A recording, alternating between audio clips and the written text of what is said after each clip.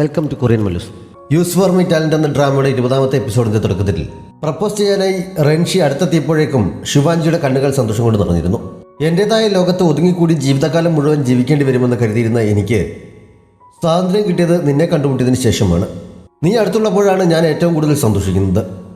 ജീവിതകാലം മുഴുവൻ ആ സന്തോഷം എൻ്റെ ഒപ്പം ഉണ്ടാകാൻ എന്നെ വിവാഹം കഴിക്കുമോ എന്ന് അവൻ അവളുടെ മുന്നിൽ മുട്ടുകുത്തിയിരുന്ന് മോതിരം നീട്ടിക്കൊണ്ട് ചോദിക്കുന്നു. ഞാൻ അത്ര പെർഫെക്റ്റ് ഒന്നുമല്ല. ഇപ്പോൾ സന്തോഷിപ്പിക്കുന്നത് പോലെ നിന്നെ എപ്പോഴും സന്തോഷിപ്പിക്കാൻ എനിക്ക് കഴിയുമോ എന്നും അറിയില്ല. നല്ലതുപോലെ ആലോചിച്ചിട്ട് തന്നെയാണോ ഇങ്ങനെ തീരുമാനിച്ചത് എന്നവൾ ചോദിക്കുന്നു. നന്നായി ആലോചിച്ചു തന്നെയാണ്. സമ്മതമാണോ എന്നവൻ വീണ്ടും ചോദിച്ചപ്പോൾ സമ്മതം പറഞ്ഞവൾ കൈനീട്ടുന്നു. എല്ലാവരും സന്തോഷത്തോടെ കൈയടിക്കുന്നുണ്ട്. റെൻഷി മോതിരം അവളുടെ വിരലിൽ അണിയിക്കാൻ തുടങ്ങിയപ്പോഴാണ് വെഞ്ചിയും ഡ്രൈവറുടെ മകനും കൂടി അവിടേക്ക് വന്ന് നിന്റെ അമ്മയെ കൊന്നയാളിൻ്റെ കുടുംബത്തിലുള്ളവരെയാണോ നീ വിവാഹം കഴിക്കാൻ പോകുന്നതെന്ന് ചോദിക്കുന്നത്. അതോടെ അതുവരെ സന്തോഷത്തോടെ ആയിരുന്ന അന്തരീക്ഷം മൊത്തത്തിൽ മാറിമറിയുന്നു. റെൻഷിക്കും ശിവാഞ്ജിക്കും ഉൾപ്പെടെ ആർക്കും അവർ പറയുന്നൊന്നും വിശ്വാസം വരുന്നില്ല. റെൻഷിയുടെ മുത്തശ്ശൻ ശിവാഞ്ജിയുടെ അമ്മയുടെ മരണത്തിന് കാരണമായ വണ്ടി ഓടിച്ചിരുന്നതെന്നും ആ കുറ്റം ഏറ്റെടുക്കാൻ എൻ്റെ അച്ഛന് പണം നൽകിയതാണ് എന്നുമൊക്കെ അയാൾ ആരോപിക്കുന്നു. സത്യമാണോ ഈ പറയുന്നതൊക്കെ എന്ന് ശിവാൻ റെൻഷിയോട് ചോദിക്കുന്നു. എനിക്കിതൊന്നും അറിയില്ല, ഇവർ കള്ളം പറയുന്നതാണ് എന്ന് റെൻഷി പറഞ്ഞപ്പോൾ ലൂഷ്യാൻ മുമ്പ് ആൽബത്തിൽ നിളക്കിയെടുത്ത ഫോട്ടോ അയാൾ അവളെ കാണിക്കുന്നു.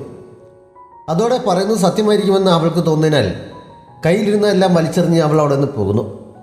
റെൻഷി പിടിച്ചിട്ടൊന്നും അവൾ നിൽക്കുന്നില്ല. അവൾ പുറത്തെത്തിയപ്പോൾ ലൂഷ്യാൻ സ്കൂട്ടറുമായി അവിടെ നിൽക്കുന്നുണ്ടായിരുന്നു. എന്നോടൊന്നും ചോദിക്കരുത്, എന്നെ എത്രയും വേഗം ഇവിടുന്ന് കൊണ്ടുപോകാൻ പറഞ്ഞ് അവൾ അവൻ്റെ അടുത്തേക്ക് ചെല്ലുന്നു. അവൻ അവളെയും കൊണ്ട് അവിടെ നിന്ന് പോകുന്നുണ്ട്. ജുൻജ ഈ സമയം റെൻഷിയെ ആക്രമിക്കാനായി തിരിഞ്ഞിരുന്നു. ഷിയാനും വാങ്ഷിയാനും കൂടി ഒരു വിധത്തിൽ അവനെ പിടിച്ചു നിർത്തുന്നു. സത്യത്തിൽ എന്താണ് സംഭവിച്ചതെന്ന് മുത്തശ്ശനോട് പോയി അന്വേഷിക്കാൻ ഷിയാൻ റെൻഷിയോട് പറഞ്ഞിട്ട് ജുൻജയും പിടിച്ചുകൊണ്ട് അവിടെ നിന്ന് പോകുന്നു. റെൻഷിക്ക് കിട്ടാവുന്നതിൽ വെച്ച് ഏറ്റവും നല്ല പണി കൊടുക്കാൻ കഴിഞ്ഞതിൻ്റെ സന്തോഷത്തോടെയാണ് വെഞ്ചി മടങ്ങിപ്പോയത്. വീട്ടിലെത്തിയ ശിവാഞ്ജി അമ്മയുടെ ഫോട്ടോയും കയ്യിൽ പിടിച്ചിരുന്ന് കരച്ചിലാണ്. അമ്മയെ കൊന്നയാളിൻ്റെ കുടുംബവുമായുള്ള ബന്ധത്തിന് ഞാനിന്ന് സമ്മതിച്ചു പോയനെ എന്ന് കരയുന്നതിനിടയിൽ അവൾ പറയുന്നുണ്ട്. സത്യം എന്താണ് എന്ന് ഇതുവരെ അറിഞ്ഞിട്ടില്ല. ചിലപ്പോൾ അവൻ്റെ മുത്തശ്ശന് അപകടവുമായി ബന്ധം കാണില്ല എന്ന് മുറിയിൽ തന്നെ ഉണ്ടായിരുന്ന ലൂഷ്യൻ പറഞ്ഞപ്പോൾ ബന്ധമില്ലെങ്കിൽ പിന്നെ എന്തിനാണ് അവർ പണം നൽകിയത്? എന്തായാലും എനിക്ക് കുറച്ചു നേരം തനിച്ചിരിക്കണം എന്ന് പറഞ്ഞ് അവൾ അവനെ പറഞ്ഞയക്കുന്നുണ്ട്. ലൂഷ്യൻ പോയി കഴിഞ്ഞപ്പോൾ അവൾ തനിച്ചിരുന്ന് ഒരുപാട് കരയുന്നുണ്ട്. റെൻഷി ഈ സമയം എവിടെ പോയി മടങ്ങി വരികയായിരുന്ന മുത്തശ്ശനെ വഴിയിൽ തടഞ്ഞു നിർത്തി 1 വർഷം മുമ്പ് നടന്ന അപകടത്തെക്കുറിച്ച് ചോദിക്കുന്നു. ഇപ്പോൾ എന്തിനാണ് അതിനെക്കുറിച്ച് സംസാരിക്കുന്നതെന്ന് പറഞ്ഞ് മുത്തശ്ശൻ സംസാരിക്കാൻ തയ്യാറാകുന്നില്ല. അവൻ്റെ അമ്മയും അദ്ദേഹത്തിനൊപ്പം ഉണ്ടായിരുന്നു. ശിവാഞ്ജിയുടെ അമ്മയാണ് ആ അപകടത്തിൽ കൊല്ലപ്പെട്ടതെന്ന് റെൻഷി പറഞ്ഞ് അവർ അറിയുന്നു. മുത്തശ്ശൻ്റെ പ്രതികരണം പക്ഷേ പഴയതുപോലെ തന്നെയായിരുന്നു. എനിക്കൊന്നും സംസാരിക്കാനില്ല എന്ന് പറഞ്ഞ് അദ്ദേഹം അകത്തേക്ക് പോകാൻ തുടങ്ങിയപ്പോഴാണ് അതേ ആക്സിഡന്റിനെ കുറിച്ച് എന്തോ ചോദിക്കാനുണ്ട് എന്ന് പറഞ്ഞ് 2 പോലീസുകാർ വന്ന് മുത്തശ്ശനെ കൂട്ടിക്കൊണ്ടുപോയത്. മുത്തശ്ശൻ തന്നെയായിരിക്കും വന്ന് വണ്ടി ഓടിച്ചത് എന്ന് റെൻഷി വിശ്വസിക്കുന്നു. അവിടെ നിൽക്കുമ്പോൾ തന്നെ അവൻ്റെ മൈസോഫോബിയ വഷളാവുന്നതിൻ്റെ ലക്ഷണങ്ങൾ കണ്ടു തുടങ്ങുന്നു. അവൻ്റെ കൈക്ക് ചൊറിച്ചിൽ തുടങ്ങുന്നുണ്ട്. പോലീസിനെ വിവരമറിയിച്ചത് ജുൻജയായിരുന്നു. ജുൻജയും ഷിയാനും അച്ഛനുമെല്ലാം ശിവാഞ്ജി മുറിയിൽ നിന്ന് പുറത്തിറങ്ങുന്നവരെ ക്ഷമയോടെ കാത്തിരിക്കുന്നു. അവസാനം കരച്ചിലൊക്കെ മതിയാക്കി അവൾ പുറത്തിറങ്ങുന്നുണ്ട്. എല്ലാവരും ഓരോന്ന് പറഞ്ഞ് സമാധാനിപ്പിക്കാൻ അവളുടെ ചുറ്റും കൂടുന്നു. പോലീസിൽ പരാതി നൽകിയ വിവരം ജുൻജ പറഞ്ഞപ്പോൾ അവൾ എതിർപ്പൊന്നും പറയുന്നില്ല. റെൻഷി അടുത്ത ദിവസം ശിവാഞ്ജിയെ കാണുന്നതായി അവളുടെ വീട്ടിലെത്തിയെങ്കിലും അവനാണെന്നറിഞ്ഞപ്പോൾ അവൾ വാതിൽ തുറക്കുന്നില്ല. വാതിലിന് വെളിയിൽ നിന്ന് അവൻ കുറെ പറഞ്ഞു നോക്കിയെങ്കിലും എൻ്റെ അമ്മയുടെ മരണത്തിന് കാരണക്കാരനായ ഒരാളുടെ കുടുംബവുമായി എനിക്ക് ഒന്നിക്കാൻ കഴിയില്ല, അതുകൊണ്ട് മടങ്ങിപ്പോകാൻ അവൾ പറയുന്നു. എനിക്ക് നിന്നെ നഷ്ടപ്പെടുത്താൻ കഴിയില്ല, എന്നെ പറഞ്ഞയക്കരുത് എന്ന് പറഞ്ഞ് റെൻഷി വാതിലിന് വെളിയിൽ നിന്ന് കരയുന്നുണ്ട്. ശിവാജിയും മറുവശത്തിരുന്ന് കരഞ്ഞതല്ലാതെ വാതിൽ തുറക്കുന്നില്ല. അവിടെ നിന്ന് മടങ്ങിയെത്തിയ ശേഷം റെൻഷിയുടെ സ്ഥിതി വളരെ മോശമാകുന്നു. പഴയ പ്രശ്നങ്ങളെല്ലാം അവന് തിരികെ വരുന്നുണ്ട്. എത്ര കുളിച്ചിട്ടും വൃത്തിയാകുന്നില്ല എന്ന തോന്നൽ കാരണം ദേഹത്തിട്ട് ഉരച്ചുരച്ച് അവൻ്റെ ദേഹമൊക്കെ മുറിയുന്നുണ്ട്. ചേച്ചിയുടെ ജീവിതത്തിൽ സംഭവിച്ചത് ജുൻജയെയും ആകെ പിടിച്ച് കുലുക്കിയിരിക്കുകയാണ്. ജോലിയിലൊന്നും അവന് പഴയതുപോലെ ശ്രദ്ധിക്കാൻ കഴിയുന്നില്ല. ലൂഷ്യൻ ഇവിടെ എത്തി അവനെ തനിച്ചു മാറ്റിയിരുത്തി കുറെ സംസാരിച്ച് അവന് പോസിറ്റീവ് എനർജി നൽകാൻ ശ്രമിക്കുന്നുണ്ട്. അടുത്ത ദിവസം ഓഫീസിലെത്തിയ റെൻഷി ശിവാഞ്ജിയുടെ സീറ്റിൽ കുറച്ചു നേരം അവളുടെ ഓർമ്മകളിൽ മുഴുകിയിരിക്കുന്നുണ്ട്. ഉയവും ആരോടോ ഫോണിൽ സംസാരിച്ചുകൊണ്ട് അകത്തേക്ക് വന്നപ്പോഴാണ് അവൻ ഓർമ്മകളിൽ നിന്നുണർന്നത്. കുറച്ച് ദിവസത്തേക്ക് ലീവായിരിക്കുമെന്ന് പറയാൻ ശിവാഞ്ജിയാണ് അവരെ വിളിച്ചത്. സംസാരത്തിൽ നിന്ന് റെൻഷിക്ക് അത് മനസ്സിലാകുന്നുണ്ട്. അവർ അവനെ കണ്ട് വിഷ് ചെയ്തിട്ട് പോലും മോഹൻ ഒന്നും മിണ്ടാതെ അവിടെ നിന്ന് പോവുകയാണ് ചെയ്തത്. ബോസിന് ഇതെന്ത് പറ്റിയെന്ന് അവർ ചിന്തിക്കുന്നുണ്ട്. ഡോങ്ഷി റെൻഷിയുടെ ഓഫീസിലേക്ക് ചെന്ന് കയറുമ്പോൾ റെൻഷി പണ്ടത്തെ പോലെ കയ്യിൽ ഗ്ലൗസും ഇട്ട് ചുറ്റും സാനിറ്റൈസർ അടിച്ചുകൊണ്ട് നിൽക്കുകയാണ്. മാത്രമല്ല അവൻ അടുത്തെത്തിയപ്പോഴേക്കും മൈസോഫോബിയ കൂടി റെൻഷി ബോധം കെട്ട് താഴെ വീഴുന്നു. ശിവാജി വിഷമം കാരണം എപ്പോഴും മുറിയിൽ തന്നെ കുത്തിരിപ്പാണ്. ജുൻജ ഭക്ഷണവുമായി അവൾക്കരികിലെത്തി അവളെ കഴിപ്പിക്കുന്നു. കൂട്ടത്തിൽ അവളുടെ വിഷമം കുറയ്ക്കാനായി അവൻ ഓരോന്നൊക്കെ പറയുന്നുണ്ട്. എങ്കിലും കഴിക്കുന്നതിനിടയിലും അവൾ കരയുന്നുണ്ട്. ജുൻജ അവളെ ചേർത്ത് പിടിച്ച് ആശ്വസിപ്പിക്കുന്നു. റെൻഷിയെക്കുറിച്ച് പറയാൻ ഡോങ്ഷി ശിവാഞ്ജിയുടെ വീട്ടിലെത്തിയെങ്കിലും റെൻഷി മുമ്പ് ശിവാഞ്ജിക്ക് കൊടുത്തിട്ടുള്ള സാധനങ്ങൾ ഉൾപ്പെടെ അവൻ്റെ മുന്നിലേക്ക് വലിച്ചെറിഞ്ഞിട്ട് ഇനി ഇങ്ങോട്ടേക്ക് വന്നു പോകരുതെന്ന് പറഞ്ഞ് അച്ഛൻ അവനെ പറഞ്ഞയക്കുന്നു. ഡോങ്ഷി അവിടെ നിന്ന് മടങ്ങുമ്പോൾ വെഞ്ചി പറഞ്ഞയച്ച കുറേ പേർ അവനെ വളഞ്ഞ് ആക്രമിക്കുന്നുണ്ട്. ഡോങ്ഷി തിരിച്ചടിക്കുകയാണെങ്കിൽ അവനെ കേസിൽ കൊടുക്കുകയാണ് അവരുടെ ലക്ഷ്യം. ഡോങ്ഷി നിന്ന് കൊണ്ടതല്ലാതെ അവരെ എതിർക്കുന്നില്ല.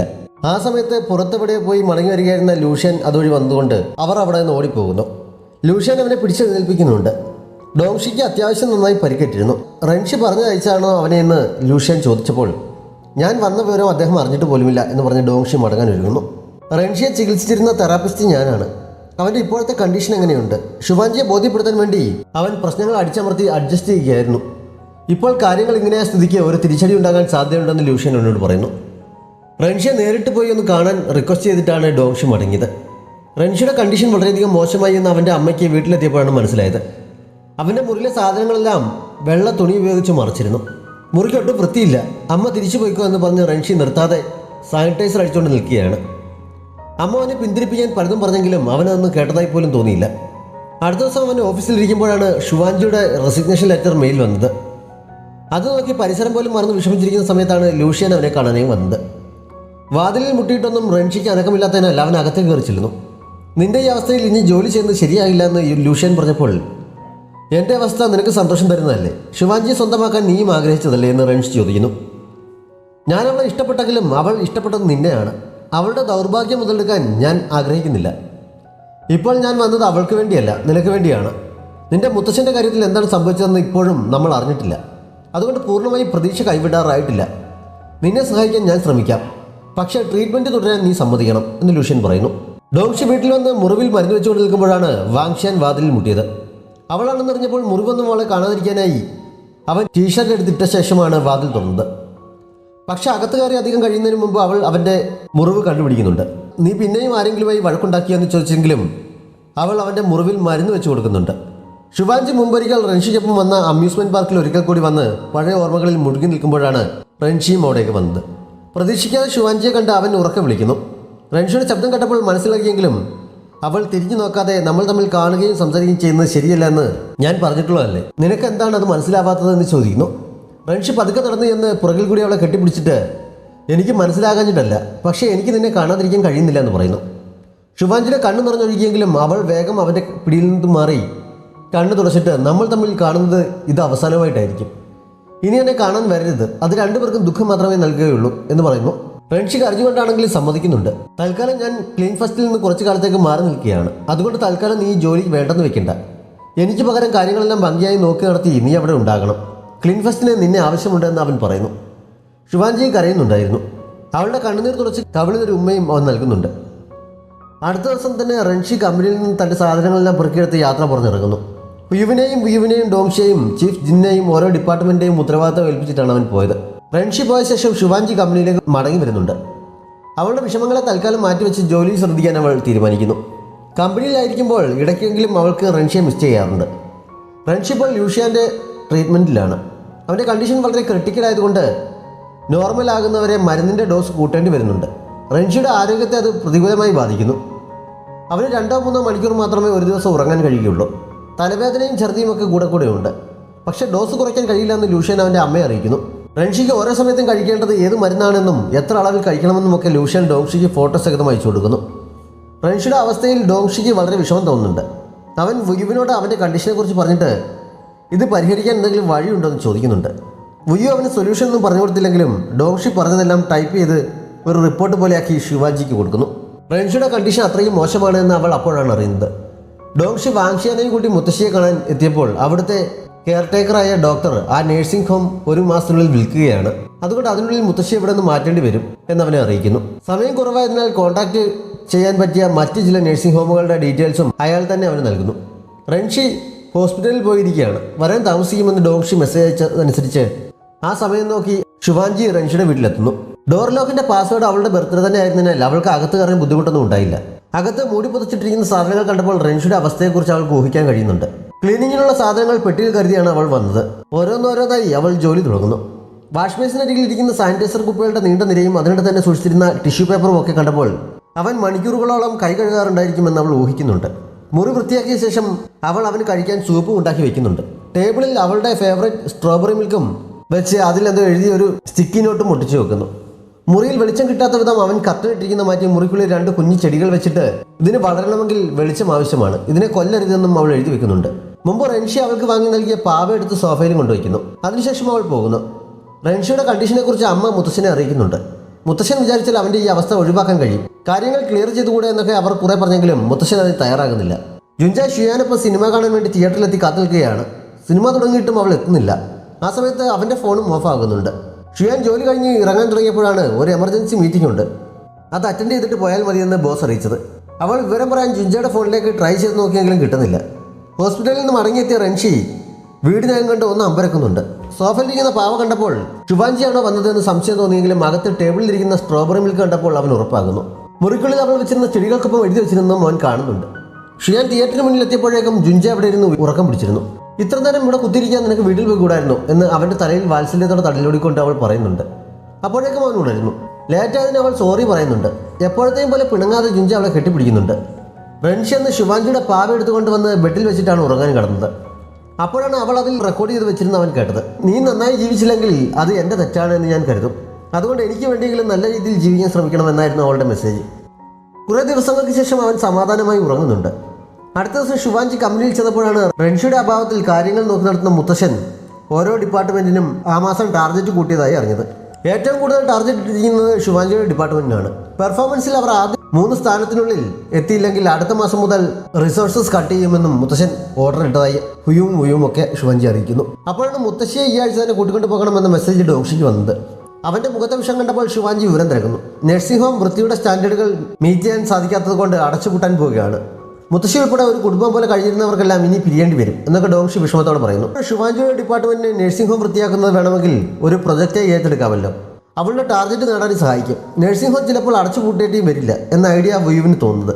അവനത് പറഞ്ഞു കഴിഞ്ഞപ്പോൾ നല്ല ഐഡിയ ആണ്, ഒന്ന് ട്രൈ ചെയ്ത് നോക്കാമെന്ന് എല്ലാവരും തീരുമാനിക്കുന്നു. അതിനെക്കുറിച്ച് റിസർച്ച് നടത്താനായി അവർ അടുത്തൊരു ദിവസം തന്നെ നഴ്സിംഗ് ഹോമിലേക്ക് പോകുന്നു. പക്ഷെ അവിടെയുള്ള പ്രായമായവരുമായി സംസാരിക്കാനും കാര്യങ്ങൾ ചോദിച്ച് മനസ്സിലാക്കാനും അത്ര എളുപ്പമായിരുന്നില്ല. ശുഭാൻജിയും ഡോങ്ഷിയും ഹുയും ഒക്കെ പരാജയപ്പെട്ടപ്പോൾ ഹുയു മാത്രം അവരുടെ എല്ലാം ഇഷ്ടം പിടിച്ചു മാറ്റുന്നുണ്ട്. പിന്നീട് അവനോട് അതിന്റെ കാരണം തിരിക്കപ്പോഴാണ് ഞാൻ അവരോട് സംസാരിക്കാൻ നിൽക്കാതെ അവർക്ക് പറയാനുള്ളത് കേൾക്കാൻ നിന്നു കൊടുത്തു. ഇവിടെയുള്ള ഒരു മുത്തശ്ശിയെ കണ്ടപ്പോൾ എനിക്ക് എൻ്റെ മുത്തശ്ശിയാണ് ഓർമ്മ വന്നത്. അവർക്ക് അവരുടെ പേരക്കുട്ടി ഓർമ്മ വന്ന് കാണും. ഇവിടെയുള്ളവർക്ക് അവർക്ക് കുറച്ചു നേരം സംസാരിച്ചിരിക്കാൻ പറ്റിയ ചെറുപ്പക്കാരെ കാണാൻ ആഗ്രഹമുണ്ടാകും. അവരുടെ കൊച്ചുമക്കളെയൊക്കെ അവർ മിസ് ചെയ്യുന്നുണ്ടാകും എന്നൊക്കെ ഹുയു പറയുന്നു. എല്ലാം ശ്രദ്ധിച്ച് കേട്ടു നിൽക്കുകയായിരുന്ന ശുഭാൻജിക്ക് പെട്ടെന്നൊരു ഐഡിയ തോന്നിയത്. ചെറുപ്പക്കാരെ ഇന്ന് ഏറ്റവും കൂടുതൽ അലട്ടുന്ന പ്രശ്നം താമസത്തിനുള്ള റെന്റാണ്. ഇവിടെ നഴ്സിംഗ് ഹോമിൽ താമസിച്ച് ഇവിടെ വൃത്തിയാക്കാൻ സഹായിക്കാൻ താല്പര്യമുള്ളവർക്കും ഇവിടുത്തെ അന്തേവാസികളോട് കുറച്ച് സമയമെങ്കിലും സംസാരിക്കാൻ താല്പര്യമുള്ളവർക്കും ഇവിടെ ഫ്രീ ആയി താമസിക്കാം എന്നൊരു ഓഫർ നൽകാം. ഇരു കൂട്ടർക്കും അതുകൊണ്ട് പ്രയോജനമായി ഉണ്ടാവുകയുള്ളൂ എന്ന് അവൾ പറയുന്നു. ഹുയുവിന് ആ ഐഡിയ വർക്കൗട്ട് ആകുമെന്ന് സംശയം തോന്നിയെങ്കിലും ഡോങ്ഷിക്കും ഹുയുവിനും ആ ഐഡിയ ശരിക്കും ഇഷ്ടപ്പെടുന്നു. നമുക്കാദ്യം ഡയറക്ടേഴ്സ് ബോർഡിനോട് മുന്നിൽ ഈ പ്രപ്പോസൽ വയ്ക്കാം, അവർ അംഗീകരിക്കുകയാണെങ്കിൽ ഇതുമായി മുന്നോട്ട് പോകാമെന്ന് ഡോങ്ഷി പറയുന്നു. അവർ ആ പ്രപ്പോസൽ മുന്നോട്ട് വെച്ചെങ്കിലും ഡയറക്ടർ ബോർഡ് ഇത് റിജക്റ്റ് ചെയ്യുന്നു. ഡോങ്ഷി ആഴ്ച റിപ്പോർട്ട് നൽകാൻ റൻഷി അടുത്തെന്നപ്പോൾ അതിനെക്കുറിച്ച് പറയുന്നു. പ്രൊജക്റ്റിനെ കുറിച്ച് കേട്ട് കഴിഞ്ഞപ്പോൾ നല്ല ഐഡിയ ആയിട്ടാണ് റൻഷി തോന്നിയത്.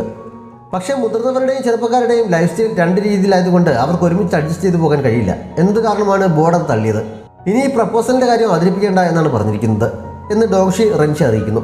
അതത്ര വലിയ പ്രശ്നമല്ല. താമസിക്കാൻ വരുന്ന ചെറുപ്പക്കാരെ ആദ്യം ഒരു സ്ക്രീനിങ് നടത്തി അവർക്കതിന് കഴിയുമെന്ന് നോക്കുകയോ എന്തെങ്കിലും യോഗ്യതാ മാനദണ്ഡം സെറ്റ് ചെയ്യുകയോ ഒക്കെ ചെയ്താൽ ആ പ്രശ്നം പരിഹരിക്കാവുന്നതേ ഉള്ളൂ. മാത്രമല്ല അവർക്ക് ഷിഫ്റ്റായി ജോലി ചെയ്താൽ മതി എന്നും വയ്ക്കാം എന്ന് റൻഷി അഭിപ്രായം പറയുന്നു. BG ഗ്രൂപ്പ് പുതിയ പ്രൊജക്റ്റുകൾക്ക് വേണ്ടി ഒരു എക്സിബിഷൻ നടത്തുന്നുണ്ട്. അതിൽ ഈ പ്രൊജക്റ്റ് നമ്മുടെ കമ്പനിയുടേതായി അവതരിപ്പിക്കണം.